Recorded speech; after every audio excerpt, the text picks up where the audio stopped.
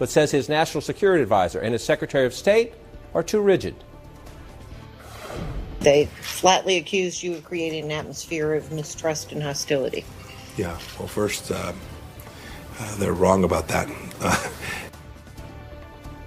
Back to that later, but we begin the hour with shocking, deadly hate and worldwide condemnation. At least 49 people are dead today after a terrorist attack on 2 mosques in the city of Christchurch, New Zealand. Police say a gunman opened fire at a mosque on Friday afternoon, local time. Friday, of course, being the busiest day for many mosques around the world when Muslims convene for Friday prayers. One eyewitness says more than 200 people were inside. Worshippers scrambling to escape say the attacker just kept shooting. First we hide behind the cars and, under the cars, and then when we see the firing still on, we try to, jump the fence, and then we hide the next house to the mosque on this side, and firing was on and on, The gunman then drove to a second mosque and opened fire there as well. Police have charged one man in his late 20s with murder. He's expected in court on Saturday morning, local time in New Zealand. Just before the attack, an account police believe belongs to the gunman posted a link to an 87-page unsigned manifesto filled with anti-immigrant, anti-Muslim ideas and views. The attacker then choosing to stream his rampage in a graphic, real-time, first-person video. Social media sites now working to remove that footage from the internet. New Zealand's Prime Minister describing this as one of the country's darkest days. CNN's Arwa Damon joins me live from Istanbul. Arwa, worldwide condemnation. Put this horrible attack into context for us. John, there's just still so much shock out there with people and various leaders really trying to come to terms with this most recent attack. Although sadly, when you look at the global stage, it does seem to be the sort of violence, horrific violence, that is on the increase. We heard from Turkey's President Recep Tayyip Erdogan, who was specifically addressing the rise of Islamophobia. And he was saying that even though Islamophobia has long been watched and has long been increasing, that with this attack, it has gone beyond the line of individual harassment and to one of mass murder. And then he went on to call on the leaders of all nations, but especially Western nations, to take measures against this perilous course of events which threatens all of mankind. Because, John, at the core of all of this is this sort of fear that can potentially be generated and then manipulated. I was talking to a cab driver on the way over to the Bureau who was saying that this kind of violence can only be carried out not by a human being but by an animal. But he too was underscoring this notion that we cannot allow this sort of violence, this sort of rhetoric to create fear amongst populations, to create fear amongst people of different ethnicities, of different religions. And there is a certain burden of responsibility on all of us to try to stand against hateful rhetoric, to try to stand against discrimination, to try to stand against those individuals that would try to sow and foment and take advantage of this kind of fear, whether, John, they're the actions of a single individual or the actions of a terrorist organization. Arwa Damon for us live in Istanbul. It's hard to comprehend sometimes the level of this hatred. Arwa, appreciate it. President Trump back here in the United States responding to the attacks in a tweet earlier today. My warmest sympathy, the president said, and best wishes goes out to the people of New Zealand after the horrible massacre in the mosques. 49 innocent people have so senselessly died, with so many more seriously injured. The United States, the president went on to say, stands by New Zealand for anything we can do. God bless all. Joining me here in studio to share their reporting and their insights, CNN's Jessica Schneider, national security analyst Peter Bergen, and our crime and justice reporter Shimon Prokopez. Jessica, I want to start with you. You have been studying and going through this manifesto. We don't want to quote hate on television, but from reading through it, consulting with experts on this, what are the major takeaways? Well, this was 87 pages filled with hate, anti-Muslim, anti-immigrant. It talked about his motivations. It also talked about the logistics here. He says that he's been planning this, thinking about this for 2 years now. And in particular, for the past 3 months, he's been thinking about this particular attack in Christchurch, New Zealand. He also talks about specific motivations for this attack. In particular, he says he was in Western Europe. He said he was disturbed by the amount of immigrants he saw. And he also was disturbed by 2 things in particular, 2 events.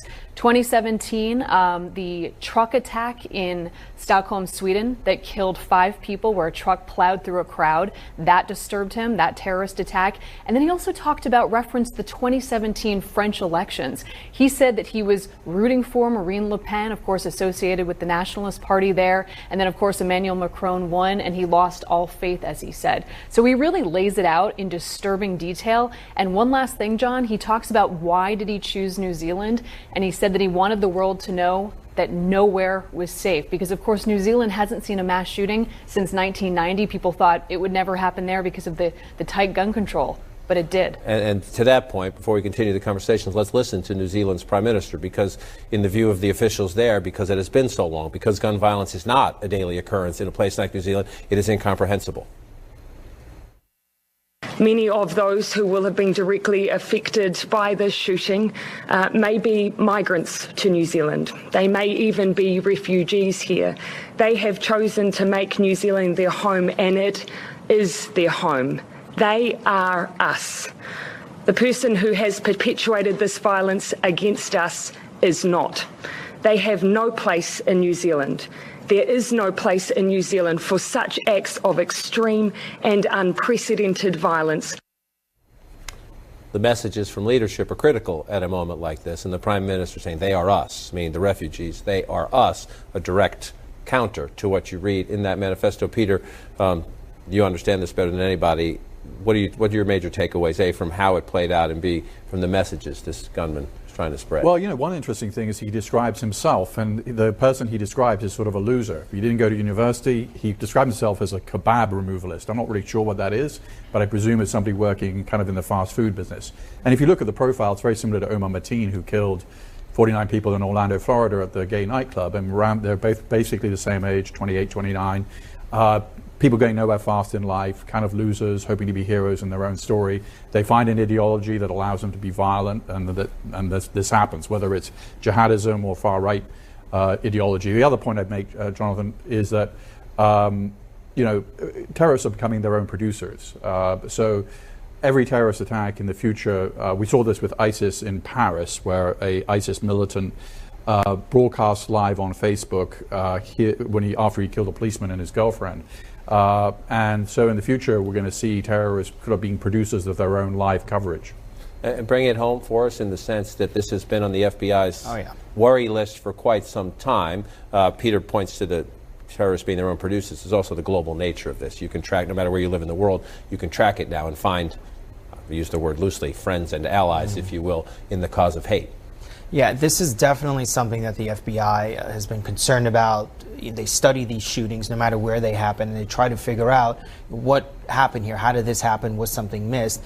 There has been an uptick in domestic terrorism arrests related to domestic terrorism, because there aren't any charges in the federal system for domestic terrorism. So what the FBI has been doing, when they think that they have someone who is potentially about to do something like this, they find creative ways to charge them, whether it's through gun charges. Sometimes we've even seen cases like this with child pornography charges. They will do whatever they can legally to take this person off the street, because it's very hard. Someone may be thinking about doing this, right? We know this happens a lot. They may be talking on Facebook, on social media about doing this, and the FBI may find ways to start monitoring them, but to actually get probable cause for an arrest is always difficult. So they try to find creative ways. But, as you said, there is a lot of concern here in the U.S. for something like this to happen, and they have seen an uptick in terms of the rhetoric that the FBI has seen. It's certainly concerning for them. Right, just to show some of the stats there, 25 arrests in the first quarter of FY 2019, 900 open domestic terror investigations. That's here in the United States. You already hear, alerts from U.S. officials and around the world. Please have extra security at mosques. Please have extra security at any religious institutions at this point. To the point about the internet and the shrinking globe, New Zealand does not seem all that far away today, does it? From here in Washington, D.C., because of the power and sometimes the peril of social media and the internet. You can track these things, but in an open society, New Zealand, much like ours, you're allowed to say things. You're allowed to say hateful things. We have this conversation, sadly, too often, but what are the answers to that? Well, there's no easy answer. Obviously, in this country, there's a First Amendment. But, like, for instance, this video, this guy that they made, child pornography is more or less banished from the internet because basically all images have their own photo DNA. So now we have this video out there of this guy carrying out this attack. It has its own photo DNA. So social media companies will share this information and will be able to quickly take this particular video down. But to the larger question about hate on the internet, I mean, the guy in his manifesto, which we've been discussing, I mean, he specifically said, like, this is where he got all his information. Stopping that is, it's just not possible. I mean, YouTube gets 400 hours of new material every minute.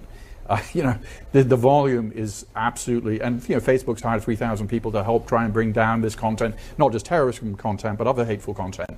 But it is a very difficult task. Very difficult task indeed, and sad we have to talk about it on such difficult days. Appreciate everybody coming in. We'll continue to bring the latest on the investigation. Up next for us here, though, a shift to politics. The Republican Senate rebukes the president. Is that a bad omen for Trump 2020? The president today ready to use his veto pen for the first time amid a big question about yesterday's Republican rebuke. Is it an isolated rejection of the president's policy or a lasting fracture in the GOP family that could be a lingering problem for the president heading into 2020? The president on Twitter thanking the, quote, strong Republicans who voted with him. The opposite of strong, of course, is weak. And that is certainly how the president views the 12 Republican lawmakers who broke ranks. The 12 Republican senators say they share the president's end goal to secure the border. But they say the president's means to get it done, that national emergency declaration, tips the balance of power too much in favor of the executive. The president, sources say, feels quite differently, viewed this as a loyalty test, and reacted angrily to Wednesday's dinner time attempt to find him an off-ramp. White House plans for a public event to deliver that veto message later today. Means the president also wants to deliver a message. Let's discuss that. With me to share the reporting and their insights, CNN's Caitlin Collins, Jackie Kucinich with the Daily Beast, Heather Cagle with Politico, and CNN's Nia Malika Henderson. So you could veto it quietly, issue a paper statement, or you could, you're shaking your head already. Donald Trump became the Republican nominee by running not just against the Democrats, but against the Republican establishment. Is that what we're going to get here? Yeah. There's a piece of my party that doesn't get it? He wanted this fight. Aides told the president over a week ago, Senator Mike Lee is working on this proposal where the Republicans will side with you on this, but they want you to not do this again in the future. And the president was not interested in that idea at all. And he said, until he tweeted yesterday, of course, but he wasn't interested in that. He wanted this fight. He has no hesitation about issuing this first veto of his presidency because he said this is going to be a loyalty test. We'll see who's with me, who's going to buck me, and I'm going to remember that in 2020 and make sure you tell those lawmakers that. But I think the president framing this as a loyalty test misses a big aspect of this, which is not that these senators who voted against the president yesterday were rebuking the wall or his policies on immigration, but it was a separation of powers thing, and that's why they saw it like that. But the president told them in the last week, he said, this isn't about the Constitution, this isn't about president. He brushed off all of those concerns that they had when that is exactly what they're worried about. Because he wants it to be about him and what he wants. But to that point, and you walk the halls of Capitol Hill every day, these are not squishes. Let's put up the 12 senators right here. Their percentage of voting with Trump ranged from Mitt Romney's 70% to Roger Wicker and Roy Blunt in the 95% range. And Mitt Romney just got here, so that percentage is going to go up. He's just starting to cast votes. So this is not exactly like people. Susan Collins may be the outlier there. She is a more moderate Republican who votes against the president a bit more. But these are not people who run to the floor every day criticizing the president. They just think, we have a Congress for a reason. We appropriate the money. When we cast votes and you don't get your money, you can't declare a national emergency and go find it somewhere else. Yeah, I think the fact that we had a dozen of these senators vote with Democrats when they only needed 4 sends a significant message to Trump. And it's like, we don't agree with what you're doing here. We want you to think about this in the future. But then again, you look at who did vote with Trump, and it's almost everyone who's up in 2020, except for Susan Collins, right? Like, because she is the moderate Republican, so we're not really expecting her to side with Trump. Yeah, to your point, but Tom Tillis is actually the one who's not pictured there, who probably would have been.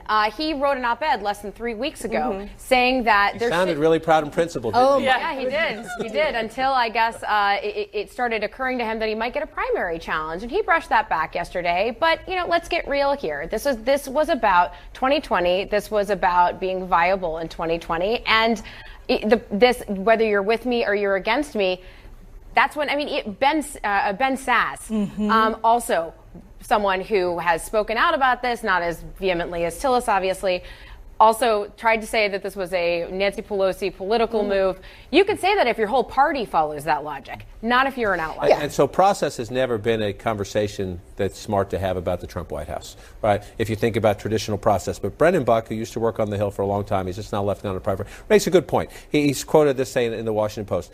This was the inevitable outcome, and it's unclear why any effort of political capital was spent trying to avoid it. There aren't the votes to override, so why bother negotiating? Essentially saying, we have a problem in the Republican family. Let's not talk much about it. Mr. President, you're going to lose. But Mr. President, they don't have the votes to override you. Just do it. Get it over with. Don't jack up the coverage of it and make a bigger deal of it. Just make it move on. But yeah, I mean, not make a bigger deal of it. I mean, that's sort of what the president does. He likes to make a big deal of things like this. He wants this to be an issue in 2020. He wants the contrast not only with sort of what might be called squishy Republicans in the establishment in Washington. He wants that contrast, and also with Democrats. So that's what we get here. I think to Jackie's point, I mean, the idea that Thom Tillis literally spent, hours maybe writing this op-ed and then completely flipping tells you everything you need to know about the party, and I think is actually much more important than the 12 who sided with Democrats. It shows he has juice. It shows that the president does have juice with those people. Yeah, he has voters and Republicans. And here are the numbers to back up the juice. This is the president's approval rating among Republicans. Yeah. And so if you're a Republican,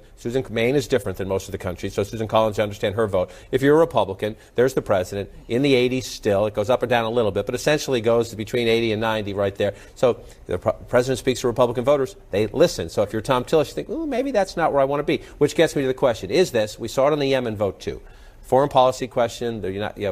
A lot of members of Congress sick of the civil war in Yemen, sick of the United States support for the Saudi-led coalition. So there's one vote where you lost some Republicans. Now you have this, the president's signature issue, immigration. Is that it? They just happen to come up at the same time? Or is there a broader disagreement? And does somebody listen to Jeb Bush here, who came out on the losing end in 2016, who says, you know what? This is a president who hasn't balanced the budget. This is a president whose trade views are different from our party. There should be a challenger. I think someone should run, just because Republicans ought to be given a choice. It's hard to beat a sitting president, but to have a conversation about what it is to be a conservative, I think it's important. The Democrats now are proposing new ideas, some of which I think are way out there. And if Republicans think they can just say that's bad and not offer a compelling alternative, that could be bad for us. It's just interesting to listen to, because there's two ways to look at this. Number one, he just ran against Trump. Yeah. There's still a lot of bad blood. No question. So Jeb Bush wants somebody else to go out there and get chainsawed on Twitter and chainsawed in the debates to try to make the point. But his father lost his re-election campaign when Pat Buchanan challenged him. Pat Buchanan did not beat George H.W. Bush in the primaries, but he wounded him. And so Jeb Bush knows it doesn't have to be a successful Republican challenge. It just has to be a Republican challenge that lands some punches, weakens an incumbent. In terms of what's going on in the Senate with this vote in particular, standing up for the Constitution is very different than coming at the president's job. And I think to the Republicans and with the party behind him, the larger party apparatus, I think that's a much bigger deal and a much bigger undertaking than voting against him here and there. But this issue is going to keep coming up. Democrats have promised to bring it up every 6 months, every chance they get, to put Republicans on the spot, as long as this emergency order exists. So, we will keep seeing this test over and over. And how much fire could a moderate draw among this kind of Republican Party, right? I mean, Buchanan was basically challenging the moderate. Right. He was, he was a firebrand. I mean, he was in some ways just Trump before Trump was Trump way back when. So it's unclear. I mean, somebody like Jeff Flake, I mean, radical centrism. Yeah, exactly. So exciting. Yeah, we do not have a lot of history of radical centrism popping up in primaries, but we shall watch and see if Jeb gets his wish. Up next, Cory Booker campaigning in New Hampshire today, trying to fundraise off, guess who? Beto O'Rourke. Where? Cory, you talk about loving people all the time. Or do you love Donald Trump? And I just basically said, look, my mom taught Sunday school, okay? And she taught me to love my enemies. But I'm also a former football player for Stanford University. You put me on the field, and you will have no stronger and harder fighter than I am. And I'm going to prove that in this state by going all over, working from early in the morning till late at night. That's Cory Booker this morning in Lebanon, New Hampshire, the Democratic senator turned presidential candidate, saying don't be fooled by all his talk of love, the love mantra as he calls it. He's ready, you just heard him there, you're laughing, to go one-on-one with President Trump. But he says he's also prepared, things don't go his way, to be a team player. Will you pledge to support whoever does win? Should it not be you? So, yes, I pledge to support it. I saw what happened in the last presidential election where we were too divided to win. So the short answer is yes. And I will be calling on everybody to unite behind the nominee. The personal reflection there in 2016 is interesting in the sense that he spent a lot of time campaigning with Secretary Clinton, if you go back to that race. And that was, he didn't mention Bernie, but his idea, a lot of Democrats believe this, that some Sanders people didn't come out to play, didn't come out in November because of the bad blood. We're doing this. We spent a lot of time yesterday on Beto. We're trying to be fair to the candidates as we go through this. Booker is an interesting one as we watch the race in the sense that you see an African-American candidate in the race. You say with the Democratic base that should help. He's got Kamala Harris. And now you've got this, you hear this party of women. Then Beto gets in and steals the storm yesterday. How do the other candidates make their mark? You know, it's interesting because you look at what Beto was saying yesterday, and it seems entirely derivative of what Obama was doing in 2008, and even sort of the social media strategy of Cory Booker. Cory Booker was a sensation, right? On Twitter, he was rescuing dogs and cats and shoveling snow and all sorts of things when he was mayor of Newark.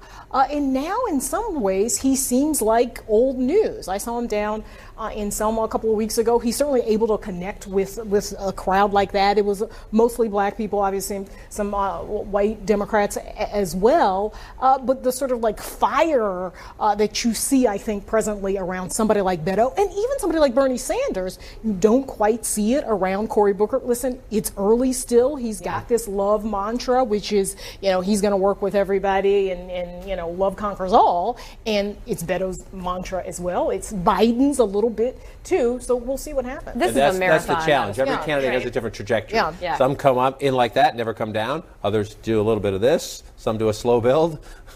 And you could do a slow build, but so much of this will come down to how President Trump shapes the race and how he defines that candidate. And you see him already trying to do that with Beto O'Rourke.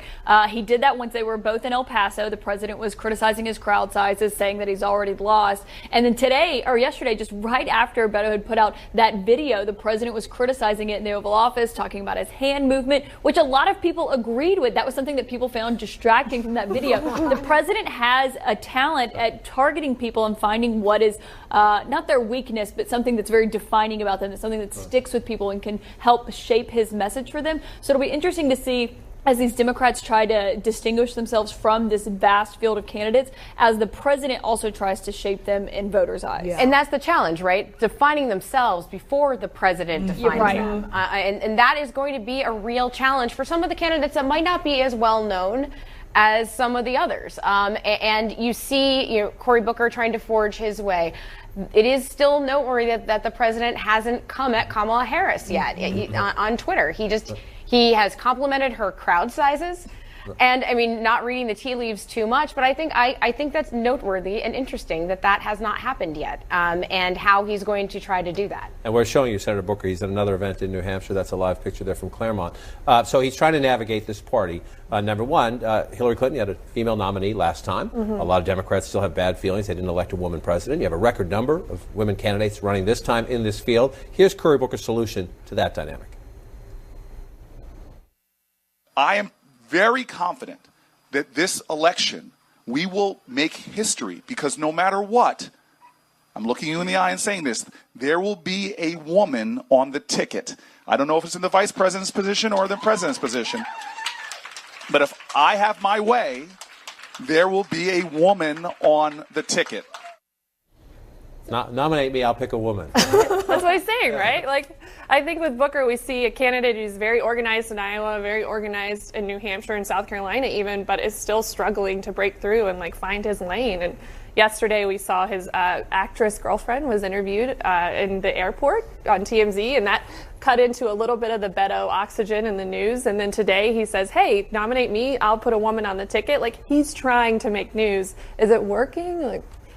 But it's so early still in terms of it's breaking so through. We have to say Yeah, that. yeah. I do think one of the things that's notable about Beto O'Rourke is he's unemployed. He can stay in Iowa day in and day out and go all over the country in a way that these folks, they've got day jobs, they've got to be in Washington voting, they've got a very limited schedule. He's going to be knocking on doors all day and all night in Iowa, and I think that's going to give him something of an advantage, and we'll see how these folks can kind of make up the difference by not, from not being able to be there in the way that Beto is going to be able to be there. That's a good point, but again, I agree with you. It is early. We will watch. That's what we're going to try. We'll do our best our can to be fair here and watch the different trajectories, try to carve out a space. Quick programming note. This one goes back a few campaigns. A new 4-part CNN original series explores Richard Nixon's rise, fall, incredible comeback, and his political destruction. I can't wait for this one. Don't miss never-before-seen footage in Tricky Dick. It premieres on CNN Sunday night at 9 p.m.